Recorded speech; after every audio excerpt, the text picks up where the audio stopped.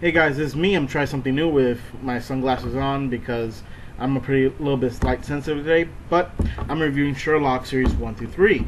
It's a great series. They've only had 2-week episodes, which is The Hound of Baskerville and The Blind Banker, respectively season 2 and season 1, which actually known as series. The great strength of this show is that it's mostly cinematic. The writing is top notch, and none of the dialogue is actually wasted. They actually follow a sequential plot, which is the beginning, the climax, and the end, which is the resolution, and most of the deductions are actually solved. Especially the way that they do the cliffhangers at the end of each season actually keeps you intrigued enough to actually keep on watching. This is not a very spoilerish type of review. I'm just telling you the kind of basics out. Sherlock, it's a procedural. If you're not a big fan of procedurals, this one will probably keep you in there because it's not like a normal procedural. It implements the right amount of humor that doesn't overplay itself almost the entire time. The way that it's presented, it's almost like a movie that you're watching every single time, and it's very favorable for binge watching, as each season is at maximum 5 hours long with only 3 episodes. So the average episode is anywhere from 45 minutes to an hour and 15, so you don't actually have to stay there long in order to even know the entire series. Now, the entire series follows mostly beginning. It actually follows Watson first, and then it goes into Sherlock Holmes to introduce him that way.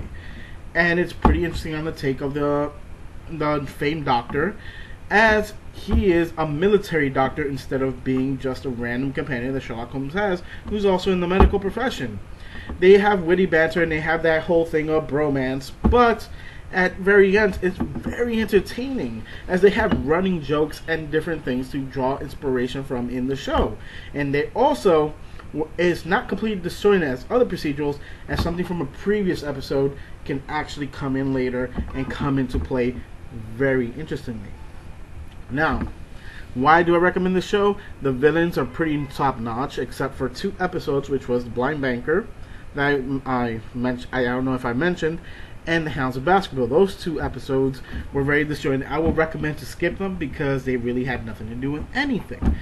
But from season 3, every episode was a winner, and they even had an amazing villain that anyone, I just don't want to spoil it, but it's one of the best villains in there for you to actually enjoy, to know how bad a person can be and how real it could be. It could be any type of person who is like that. And one thing of note, you might want to research mind palaces. It's actually a real thing. I'm actually taking my time every night to make one in my own head. It is a mental technique that Sherlock uses in the show to help with his deductions.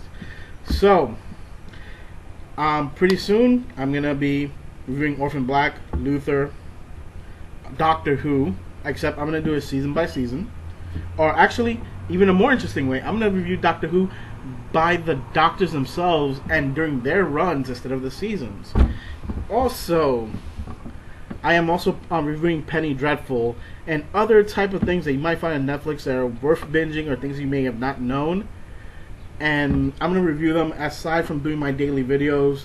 Some of these videos will replace my daily videos, but you get the idea. I'm still going to do 1 video a day, every single day, for an entire year.